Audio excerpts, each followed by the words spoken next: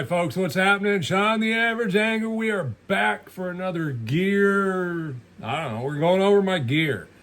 As I was getting the rods ready, I realized I need to break it up into another category. So today, we're going to do my 7 foot, or call it 7'3" and under rods, because I've got 9 of them here, and I just thought, you know what, we're going to get too long if we go much more beyond that. So we're going to go with these. Tomorrow we'll do the 7'4" and up, and then swim baits will be its own category, because that's a whole nother mess of you know what. With that said, we're going to start at the high end here, because these are what I have out.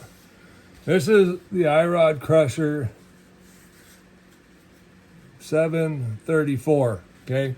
734 heavy. I'm going to read you guys what it says on the website description. So this is a fast action 734. Everybody's got a 734. Very commonly known as kind of a workhorse, do-it-all type of rod. And that's pretty much what the description covers here. It says jigs, frogs, Carolina rigs, pitching, paddle tail swim baits. And here you'll see I have on a brass and glass type shaking rig. I'll frog with it. I'll buzzbait with it. I have a frog rod, but I do like them for buzz baits. I do like them for spinner baits, but I have rods for all that stuff. That's part of why I have so many, because I try to dial in. Now, a 734 is a rod I will carry if I'm going out as a non-boater and don't know exactly what I might be doing or need. That's a great rod to carry, and maybe just carry an extra reel with a different type of line on it, because it is so versatile and covers so many things. So there, we have that. Okay, that was the Crusher series. A lot of these are going to be Gen 3s. This one's a Gen 3. It's another 7'3". It's a IRG 733C. Medium heavy, 7'3". It's called the Lone Star Special. Okay, again, it's going to basically fall in that same type of category as the 734, just a medium heavy instead of a heavy. As the description reads, Senkos, flukes, topwaters, Texas rigs, shaky heads, tubes, and small crankbaits. And more is what I would say. I had a jig on it. Did it say jig? It did not. I had a finesse jig on it. Again, another one of those universal rods that you can do a whole lot of different stuff with. Yeah, let's go back just a second on that one 734. And I don't know that this reel's going to stay here. It is one of the newer Tatula, just the basic Tatula, 7-1 gear ratio. I got 14-pound Sunline Sniper on it. Another Daiwa Tatula, which will be a common theme on a lot of my stuff. Tatula SV, 7-1 gear ratio.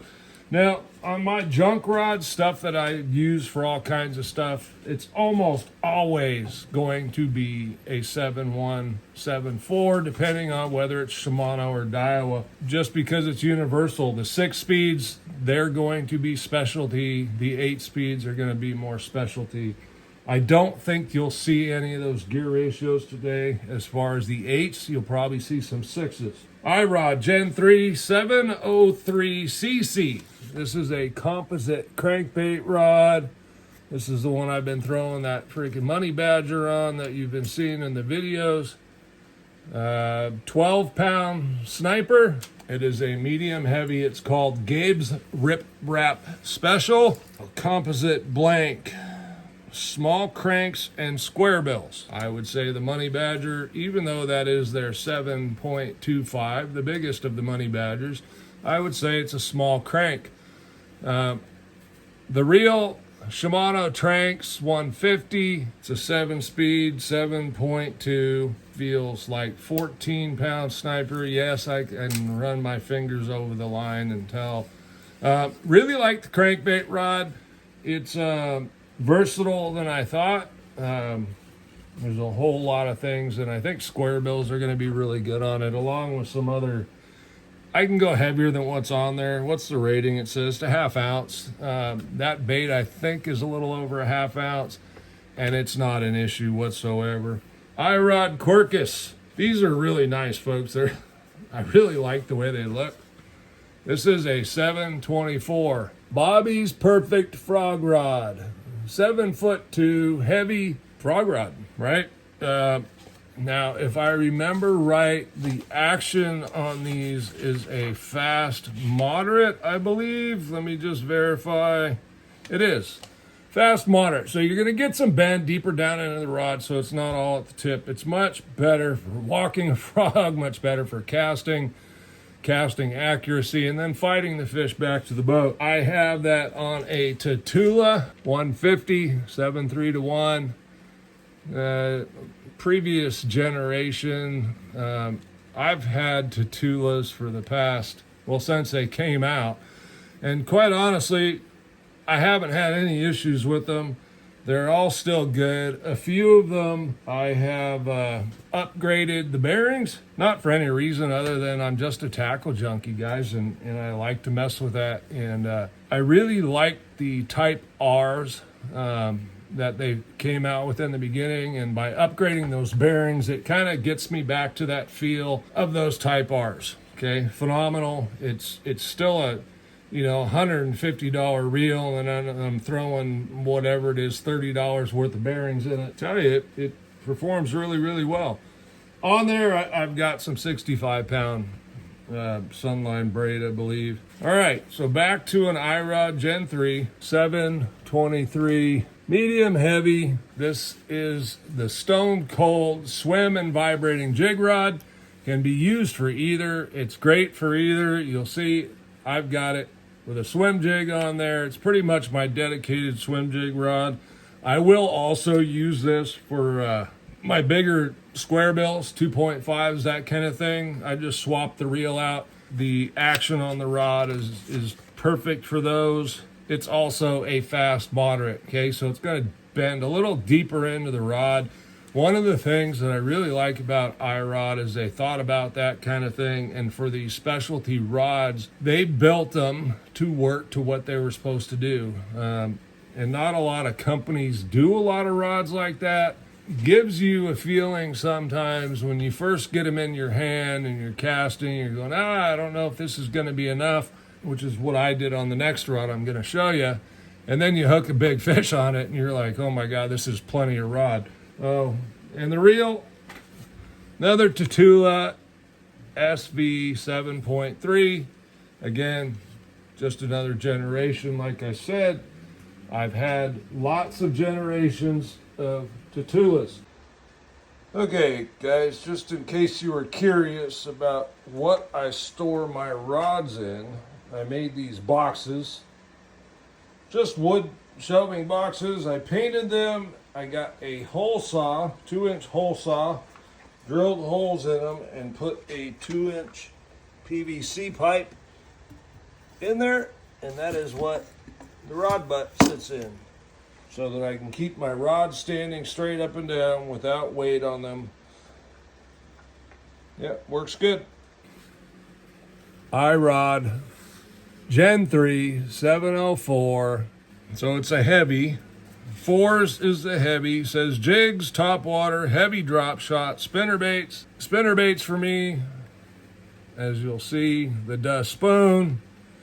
Again, it's a junk rod per se, where I can throw a whole lot of things, right? These whopper ploppers. I could throw various swim baits, buzz baits, whatever. The 7-footers I'm going to pick when I'm looking for more accuracy in casting, and then to the 7.3, 7.4s when distance is more the thing. Like I said, there's an abundance of rods here. It's by no means is this something that you need to do. I do it because I just like to, and I'm a junkie. Along with that 704, we have an Irod 703. 703cc is a cranking rod. And I'm pretty sure I went over that already. So look at that. You learned something new today. I just learned I have 2 of those. That or I have the other one on the wrong rod. Nope, I have 2 of those. Well, would you look at that? Hey, not a bad thing, because when I go out rigging crankbaits, I'll also throw chatterbaits on this. I don't know if they listed that as that. No, small cranks and square bills. But I will throw chatterbaits on that when I'm target oriented. And that's actually, this one has one of those cranking reels. Okay, there's a Type R, Daiwa, CT, Tatula. These are old. For some reason, when these came out, people didn't seem to want them. And then when they disappeared, all of a sudden people wanted them. These are a hot item. You can tell with the red, black, that's a generation. These are freaking phenomenal. They cast so well. It's when I'm doing bearing upgrades, I'm trying to get them to cast like those. And I've got several of these. The Irod Quercus 733V, which you guessed, right?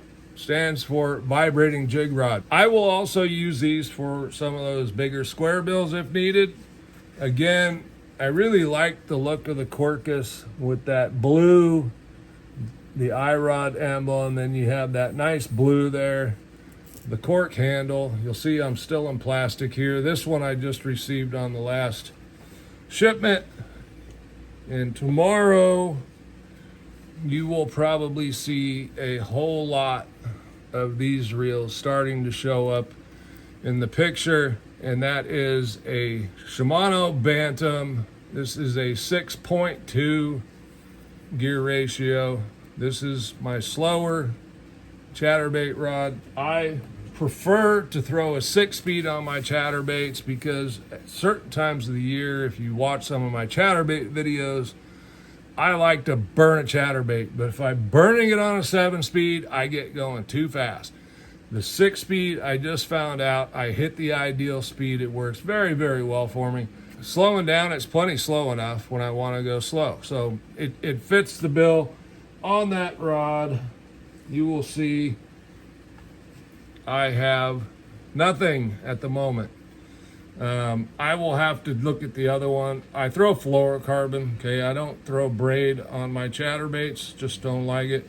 I don't throw braid on virtually any of my casting rods unless I am throwing top water. Popping baits, walking baits, I will throw on mono. You know, your cane walkers, your shower blows, these kinds of things, right? My braid is going to be buzz baits, frogs, those kinds of things. It's just me. I don't like what braid does on walking baits and poppers. It irritates the heck out of me when the bait catches the braid and it screws up your cast. I just think it screws off time. It can spook fish. So I just avoid it. I don't have a problem hooking the fish when they eat the bait on mono. Well, it looks like that's the end of it for today. Thanks for tuning in. If you got any questions, drop them below. Tomorrow we're going to do 7'4" and up. You might be surprised, maybe you won't be, how many rods I have in that realm. A lot of it's because the techniques I really like to fish that I have a lot of confidence in. And when I started flipping with my Bass Pro Shops flipping stick, I bet you that thing weighed damn near a pound. And your wrist hurt at the end of the day. So nowadays with these and rods and rod weights, and it's not just this brand, it's all of them, right? All of them are pretty darn light. The rods of the old days cost a ton of money. Nowadays, for $150, I can get a rod that was every bit as good as those G Loomises I was fishing 25 years ago and was paying $450 for. So we've come a long ways, a lot to be grateful for because we can still get good stuff for a reasonable price now. I'm Sean, the Average Angler. If you enjoyed the video, like, subscribe. We'll see you on the next one.